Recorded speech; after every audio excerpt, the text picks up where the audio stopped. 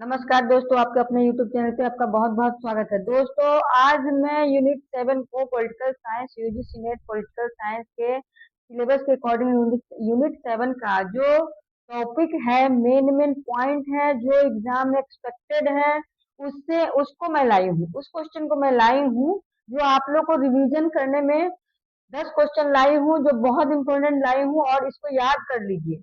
इस टाइप से क्वेश्चन आने की 100% संभावना होती है, इसलिए इस टाइप से आप लोग रिवीजन कीजिए। और मैं स्टार्ट कर रही हूँ, ठीक है। ये बहुत इम्पोर्टेंट, ये जो यूनिट होता है 7, ये भी बहुत इम्पोर्टेंट है, तो मैं स्टार्ट कर रही हूँ। क्वेश्चन नंबर 1 में क्या है, S R Bommai case. S R Bommai का मामला जो होता है, जो था 1994 का, एस आर बोमोई केस 1994 मुख्यतः किससे संबंधित था, ठीक है। एस आर बोमोई का जो केस था, जो 1994 का केस था एस आर बोमोई का, वो किससे संबंधित था, देखिए। ऑप्शन ए में क्या है जुडिशियल रिव्यू, न्यायिक पुनर्विलोकन। बी में इमरजेंसी आपातकाल। सी में है प्रेसिडेंट्स रूल और फेडरलिज्म, यानी राष्ट्रपति शासन और संघवाद। और डी में है फंडामेंटल राइट, यानी मौलिक अधिकार। बताइए चारों जो है ऑप्शन, इसमें से क्या इसका सही आंसर होगा। ये किससे संबंधित था, एस आर बोमोई केस 1994 वाला जो था, वो किससे संबंधित था, बताइए। ठीक है, ऑप्शन देखिए, अपना दिमाग लगाइए और आंसर लगाइए। जल्दी आंसर लगाइए, क्या होता है, ठीक है। आंसर लगाइए, क्वेश्चन आराम से पढ़ लीजिए, फिर आंसर देख के अच्छे से आंसर लगाइए, ठीक है। तो इसका आंसर होगा प्रेसिडेंट रूल्स और फेडरलिज्म, राष्ट्रपति शासन और संघवाद से संबंधित था। एस आर बोमोई का जो 1994 का जो केस था, वो किससे संबंधित था, प्रेसिडेंट्स रूल और फेडरलिज्म, राष्ट्रपति शासन और संघवाद से संबंधित है, ठीक है। ये क्वेश्चन नंबर 1 का यही आंसर होगा, ऑप्शन सी, प्रेसिडेंट रूल्स और फेडरलिज्म, ठीक है। अब क्वेश्चन नंबर 2। क्वेश्चन नंबर 2 में क्या है, संविधान की 8वीं अनुसूची वर्तमान में कितनी भाषाओं को मान्यता देती है, ठीक है। संविधान की जो 8वीं अनुसूची है, वो वर्तमान में कितने भाषा को मान्यता दी है, ठीक है। 18, 20, 22 और 24, कितने भाषाओं को मान्यता दी है अभी तक, कितने भाषाओं को मान्यता मिल गया है, 18, 20, 22 और 24, ठीक है। तो ऑप्शन सी इसका आंसर होगा, क्योंकि अभी तक 22 भाषाओं को मान्यता मिल गया है, जो 8वीं अनुसूची के अकॉर्डिंग जो भी है 22 भाषाओं को मान्यता दिया गया है, ठीक है। अब क्वेश्चन नंबर 3। क्वेश्चन नंबर 3 में क्या है, एंटी डिफेक्शन लॉ किस संविधान संशोधन द्वारा, मतलब दल बदल विरोधी कानून जो है, एंटी डिफेक्शन लॉ दल बदल विरोधी कानून किस संविधान संशोधन द्वारा जोड़ा गया। दल बदल विरोधी कानून जो है, सो किस संविधान संशोधन के द्वारा जोड़ा गया। ऑप्शन ए में है 52वां, ऑप्शन बी में है 44वां, ऑप्शन सी में है 52वां 52, और ऑप्शन डी में है 61 61वां। ऑप्शन ए में है 42nd, ऑप्शन बी में है 44th, ऑप्शन सी में है 52nd, और ऑप्शन डी में है 61st। बताइए कौन सा जोड़ा गया है, अनुच्छेद कौन सा जोड़ा है, किस संविधान संशोधन के द्वारा दल बदल विरोधी कानून को जोड़ा गया। ए 52वां, बी 44वां, सी 52nd, 52वां, और 61वां, डी 61वां। क्या होगा, 42, 44, 52, 52, 61, कौन सा होगा इसका आंसर, बताइए। दल बदल विरोधी कानून को किस संविधान संशोधन द्वारा जोड़ा गया, तो ये इसका आंसर होगा ऑप्शन सी। ऑप्शन सी होगा 52वां संविधान संशोधन के द्वारा जोड़ा गया, ठीक है। इस टाइप का क्वेश्चन आने का बहुत संभावना होता है, ठीक है। और कौन सा जो है, ये जो क्या है, इस किस अनुसूची में आती है, दल बदल बदल का जो कानून जो है, ये दल बदल किस अनुसूची में आती है, ये सब भी पूछा जाता है, ठीक है। तो किस अनुसूची में आती है, बताइए। तो 10वीं अनुसूची के में, ठीक है, 10वीं अनुसूची में दल बदल को देखा जाता है, ठीक है। दल बदल का जो कानून है 10वीं अनुसूची में देखा गया है। ठीक है, अब देखिए सरकारिया कमीशन किस विषय से संबंधित था। सरकारिया कमीशन जो है किस विषय से संबंधित था, बताइए। सरकारिया सरकारिया कानून किस विषय से संबंधित था।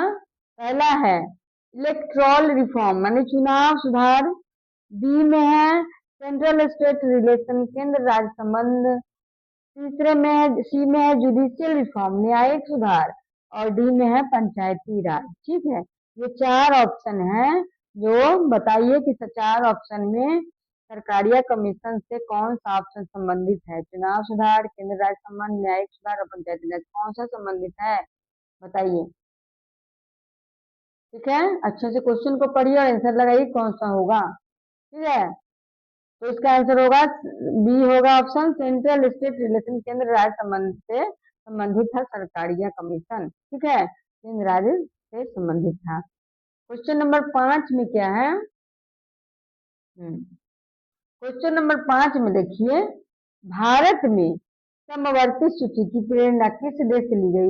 मतलब भारत में जो समवर्ती सूची है वो कहाँ से ली गई है, किस देश से ली गई है। ठीक है, भारत में समवर्ती सूची जो लिया गया वो कहाँ से लिया गया, यूएसए, कनाडा, ऑस्ट्रेलिया या फ्रांस, कहाँ से लिया गया ये समवर्ती सूची को, कहाँ से हम लोग भारत के संविधान में लिया गया है, तो ये ऑस्ट्रेलिया से लिया गया। ठीक है, ये ऑस्ट्रेलिया से समवर्ती सूची को ऑस्ट्रेलिया से लिया गया। ठीक है, आगे क्वेश्चन नंबर 6 जनहित याचिका, जनहित याचिका पब्लिक इंटरेस्ट लिटिगेशन पीआईएल।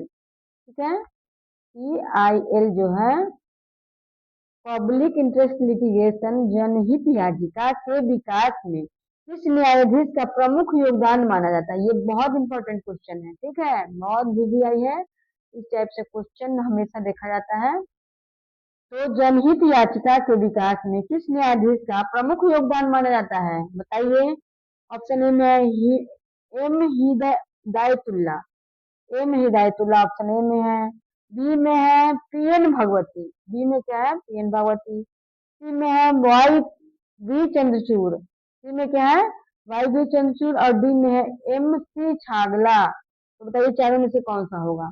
जनहित याचिका का जो इम्प्लीमेंट हुआ तो उसमें किनका योगदान रहा, तो ये पीएन भगवती का योगदान रहा। ठीक है, जनहित याचिका का जो विकास हुआ हो ये कौन से न्यायाधीश के द्वारा हुआ, ये पीएन भगवती के योगदान के द्वारा ही हुआ। ठीक है, तो नाम है पीएन भगवती। ठीक है, पीआईएल पीएन भगवती। तो याद करने का देखिए कितना ट्रिक मस्त है।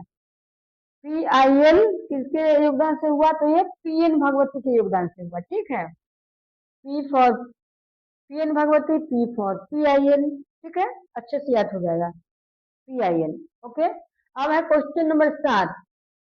क्वेश्चन नंबर 7 में क्या है, संविधान सभा की प्रारूप समिति के अध्यक्ष कौन थे। बहुत आसान ही सवाल है, ये तो हमेशा एग्जाम में आता है और बहुत आसान है, सबको पता है। ठीक है, फटाक से कमेंट में दीजिए इसका आंसर क्या होगा बिना समय देर लगाए। ठीक है, संविधान सभा की प्रारूप समिति के अध्यक्ष कौन थे। ठीक है, तो डॉक्टर बी आर अम्बेडकर थे, ये तो सबको पता होगा।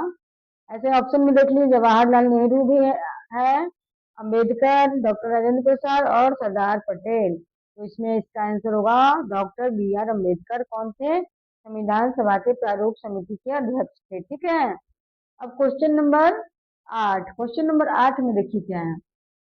क्वेश्चन नंबर 8 में है 74वां संविधान संशोधन किससे संबंधित है। 74वां संविधान संशोधन किससे संबंधित है। ऑप्शन में है पंचायती राज संस्थाएं, बी में है नगरीय स्थानीय शासन, सी में है मौलिक कर्तव्य, और डी में है सरकारी समितियां। इसको अच्छे से पढ़िए क्वेश्चन को और अच्छे से ऑप्शन को पढ़िए फिर टिक लगाइए। ठीक है, अच्छे से पढ़िए क्या 74वां संविधान संशोधन किससे संबंधित है। 74th जो अमेंडमेंट हुआ कॉन्स्टिट्यूशनल अमेंडमेंट किससे संबंधित है। पंचायती राज, नगरीय स्थानीय शासन, मौलिक कर्तव्य और सहकारी समितियां किससे संबंधित है बताइए। तो इसका आंसर होगा बी नगरीय स्थानीय शासन। 74वां संविधान संशोधन में जो संबंध किससे संबंधित है, नगरीय स्थानीय शासन से संबंधित है। ठीक है, तो इसका आंसर ऑप्शन बी होगा। ओके, अब क्वेश्चन नंबर 9। क्वेश्चन नंबर 9 भी बहुत इंपॉर्टेंट है। ठीक है, देखिए, केसी वियर ने भारतीय संघवाद को क्या कहा। केसी वियर ने भारतीय संघवाद को क्या कहा था, बताइए। ऑप्शन ए वास्तविक संघ, ऑप्शन बी सहकारी संघवाद, ऑप्शन सी अर्ध संघीय राज्य और ऑप्शन डी द्वैध संघवाद। ठीक है, क्या कहा था केसी वियर ने भारतीय संघवाद को, क्या कहा था, वास्तविक संघ, सहकारी संघवाद, अर्ध संघीय राज्य और द्वैध शासन, क्या बोला था। तो केसी वियर ने भारतीय संघवाद को अर्ध संघीय राज्य कहा था। केसी वियर ने भारतीय संघवाद को अर्ध संघीय राज्य कहा था। ऐसे करके याद कीजिए, आराम से याद हो जाएगा। ठीक है, बहुत इंपॉर्टेंट है, आप लोग नोट डाउन भी कर सकते हैं। ठीक है, ऐसे डिस्क्रिप्शन में मैं दे देती हूँ ना, दे देती हूँ इसका लिंक दे देती हूँ। ठीक है, ओके। तो क्वेश्चन नंबर 10 में क्या है, मूल संरचना सिद्धांत किस मामले से प्रतिपादित किया गया है। मूल संरचना सिद्धांत जो है किस मामले से प्रतिपादित किया गया। मूल संरचना सिद्धांत किस मामले से प्रतिपादित किया गया है। गोलक ए में क्या है, गोलकनाथ मामला, बी में है केशवानंद भारती मामला, सी में है मिनर्वा मिल्स मामला और डी में है एस.आर. बोमोई मामला। ठीक है, बताइए क्या होगा। मूल संरचना सिद्धांत किस मामले से में प्रतिपादित किया गया है। गोलकनाथ मामला, केशवानंद मामला, मिनर्वा मिल्स मामला और एस.आर. बोमोई मामला, बताइए। ठीक है, क्या होगा, तो इसका आंसर होगा केशवानंद भारती मामला। मूल संरचना सिद्धांत केशवानंद भारती मामला में प्रतिपादित किया गया। ठीक है, देखा गया। ठीक है, मूल संरचना सिद्धांत कहाँ देखा गया, केशवानंद भारती मामले में देखा गया था। ठीक है, तो ये 10 क्वेश्चन जो बहुत इंपॉर्टेंट है आप लोग के लिए लाई हूँ और आप लोग लगा लिए होंगे, इसका आंसर जरूर लगा लिए होंगे। और देखिए कौन सा आंसर आपका सही हुआ, कौन सा गलत हुआ, फिर आप लोग अपना बार बार इसको रिवीजन कीजिए और अच्छे से याद कीजिए। ठीक है, तो आप लोग मेरे चैनल को सब्सक्राइब कीजिए, मैं इस टाइप से और यूनिट वाइज लाती रहूंगी। मेन जो आने की संभावना होता है, एक्सपेक्टेड क्वेश्चन है, उसको लाती रहूंगी। ठीक है, तो आप लोग मेरे चैनल को सब्सक्राइब कीजिए, लाइक कीजिए। धन्यवाद।